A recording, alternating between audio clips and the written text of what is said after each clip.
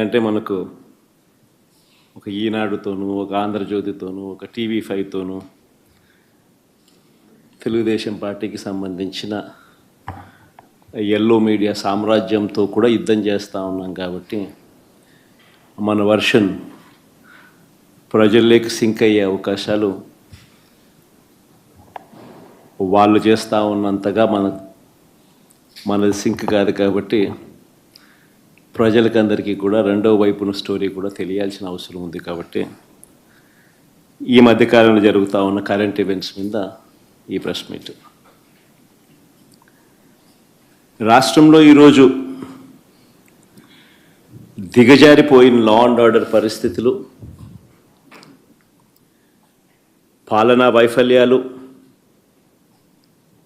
మోసాలు, అబద్ధాల మధ్య కొనసాగుతూ ఉన్న చంద్రబాబు గారి పాలన. వీటి అన్నిటి నేపథ్యంలో మొన్న జూన్ 4వ తారీఖున వెన్నుపోటు దినం పేరిట ఒక పిలుపు ఇవ్వడం జరిగింది. రాష్ట్ర వ్యాప్తంగా కూడా ఆ పిలుపు మేరకు ప్రజలతో పాటు వైఎస్ఆర్సీపీకి సంబంధించిన నాయకులు, కార్యకర్తలు అందరూ కూడా ప్రతి నియోజకవర్గంలోనూ పాలు పంచుకుంటూ ఆ కార్యక్రమానికి హాజరు కావడం జరిగింది. ఆ కార్యక్రమం ఎంత బాగా జరిగింది, జనంలో ఏ రకమైన స్పందన వచ్చింది అన్నది మీ అందరికీ కూడా తెలిసి ఉంది.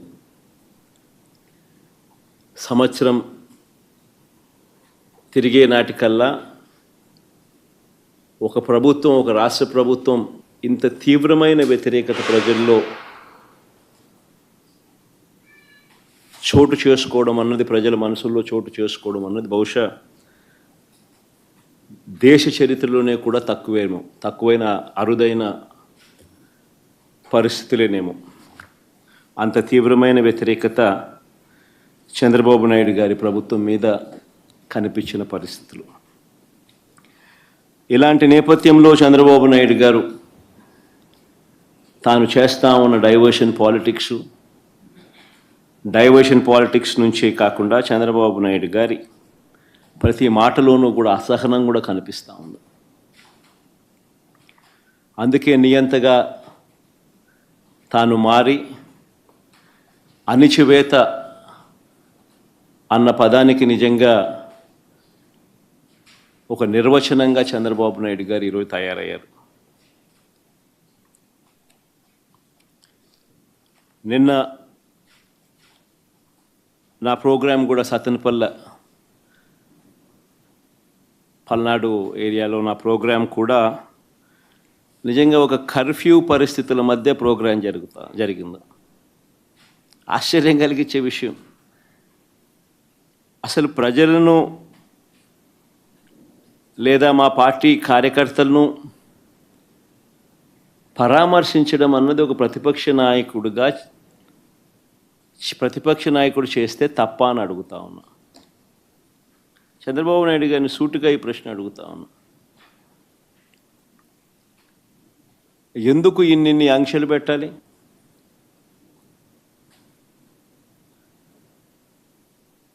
ఎందుకు పోలీసులను ఎక్కడ పడితే అక్కడ పెట్టి ప్రోగ్రాంకి ఎవరు రాకూడదు అని చెప్పి ఆదేశాలు జారీ చేసి, ఎందుకు వచ్చిన వాళ్ళందరి మీద కూడా ఎక్కడికక్కడ కట్టడి చేసే కార్యక్రమం ఎందుకు చేయాల్సి వచ్చింది? చంద్రబాబు గారు నోట్లో నుంచి ఇటువంటి మాటలు వచ్చినాయి కాబట్టే ఎన్ని అడ్డంకులు క్రియేట్ చేసినా ప్రజల్లోనూ కార్యకర్తల్లోనూ ఒక విప్లవం వచ్చింది. నిన్న ప్రోగ్రాం ఎలా జరిగింది అన్నదానికి నేను చెప్పాల్సిన పనుల బహుశా నాకన్నా కూడా మీ అందరికీ కూడా ఎక్కువ అవగాహన ఉంటుంది. కానీ ఒక ప్రతిపక్ష నాయకుడు ప్రజలను కలవడానికి వెళ్ళినప్పుడు కానీ లేదా పార్టీ నాయకులను పరామర్శించడానికి వెళ్ళినప్పుడు కానీ ఎందుకు ఇలాంటి ఆంక్షలు విధించాలని అడుగుతా ఉన్నా. మొన్న పొగాకు రైతులకు సంబంధించి పొదిలి వెళ్తే నిజంగా అక్కడ కూడా ఆశ్చర్యం కలిగించే విషయం. పొగాకు రైతులు అష్టకష్టాలు పడతా ఉన్నారు. పండించిన పంటకు గిట్టుబాటు ధర రావడం లేదు. అలాంటి నేపథ్యంలో 2 ఆత్మహత్యలు జరిగాయి పరుచూరు, కొండేపిలో. ఇలాంటి పరిస్థితుల మధ్య అక్కడ జరుగుతూ ఉన్న పరిస్థితుల మధ్య రైతులకు సంఘీభావంగా ప్రతిపక్ష నాయకుడు అక్కడికి వెళ్తే ఆ కార్యక్రమంలో రైతులు, ప్రజలు పెద్ద ఎత్తున పాల్గొంటే దాదాపుగా 40,000 పైచిలుకు మంది ఆ కార్యక్రమంలో పాల్గొంటూ ఆ ప్రోగ్రాం జరుగుతూ ఉన్నప్పుడు 40 మందే, ఎంచినా కూడా అంతకన్నా ఎక్కువ మంది కూడా కనపడరు. 40 మందితో నువ్వు 40,000 మంది జరిగే ప్రోగ్రాం మీద రాళ్ళు వేయాలని ప్రయత్నం చేస్తావు. ఆశ్చర్యం కలిగించే విషయం అది. ఏం జరుగుతూ ఉంది? రైతుల సమస్యలు హైలైట్ కాకూడదా? రైతుల సమస్యల తరపున ఎవరు రైతుల తరపున మాట్లాడకూడదా? రైతులకు సంఘీభావంగా ఎవరు వెళ్ళకూడదా? రైతుల సమస్యలు అనేటివి ఎవరు పట్టించుకోకూడదా? 40,000 మంది ప్రజలు, రైతులు పాల్గొన్న కార్యక్రమంలో 40 మంది చేత నువ్వు డిస్టర్బ్ చేయాలని ప్రయత్నం చేస్తావు. ప్రయత్నం చేసి ఇంకా రైతులు, ప్రజలు సమన్వయం పాటించారు కాబట్టి 40,000 మంది 40 మంది మీద పడలా. ఒకవేళ పడుంటే పరిస్థితులు ఏ మాదిరిగా ఉండేదో నేను చెప్పాల్సిన అవసరం లేదు. ఎవరైనా ఊహించుకోగలుగుతారు. 40 మంది చేత గొడవ నువ్వు చేయిస్తావు, ఉల్టా రైతుల మీద నువ్వు కేసులు మళ్ళా పెడతావు.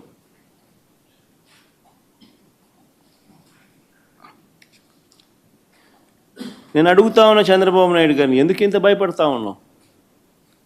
ఎందుకింత అసహనం అని అడుగుతా ఉన్నా చంద్రబాబు నాయుడిని. ఈరోజు రాష్ట్రంలో ఏ పంటకు గిట్టుబాటు ధర రాని పరిస్థితిలో రైతు ఈరోజు వ్యవసాయం చేస్తూ ఉన్నాడు. వరి కొనుగోళ్లకు సంబంధించి రైతు 300 రూపాయలు తక్కువ రేటుకు ధాన్యం మొన్న అమ్ముకోవాల్సిన పరిస్థితి దళారులకు. చంద్రబాబు నాయుడు గారి పుణ్యాన వరి దగ్గర నుంచి మిరప, పత్తి, జొన్న, కందులు, మినుములు, పెసులు, మొక్కజొన్న, సజ్జలు, రాగులు, వేరుశెనగ, అరటి, చీని, కొక్కో, ఇప్పుడు పొగాకు, మామిడి కూడా. ప్రతి పంట కూడా ఏ పంటకు కనీస మద్దతు ధర రావడంలా. రైతులు అష్ట కష్టాలు పడతా ఉన్నారు. ఈ మధ్యకాలంలోనే పల్నాడు జిల్లాలో 2 ఆత్మహత్యలు పొగాకు రైతులకు సంబంధించి పల్నాడు కొండేపిలో జరిగితే 2 రోజుల కిందట పల్నాడులో కూడా చిలకలూరుపేట నియోజకవర్గంలో, వినుకొండ నియోజకవర్గంలో 3, చిలకలూరుపేటలో 2, వినుకొండలో 1, మరో 3 ఆత్మహత్యలు చేసుకున్న పరిస్థితులు.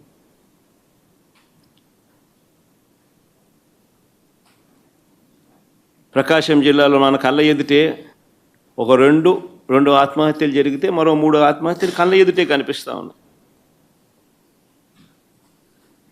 అయినా కూడా ఈ ప్రభుత్వం పట్టించుకునే పరిస్థితి లేదు. అయినా కూడా రైతులకు తోడుగా నిలబడే కార్యక్రమం అంతకన్నా జరగడం లేదు. ప్రజల సమస్యల పట్ల ఎవరైనా కూడా గొంతు విప్పితే చాలు చంద్రబాబు నాయుడు గారు నోట్లో నుంచి వచ్చే మాటలు ఏ స్థాయిలో ఉన్నాయనంటే భూస్థాపితం చేస్తాడట. ఆశ్చర్యం కలిగించే విషయాలు. 76 ఏళ్ల వయసు ఆయన, 76 ఏళ్ల వయసులో ఉన్న ఆయన, ఒక ముఖ్యమంత్రి స్థానంలో కూర్చొని ఉన్న వ్యక్తి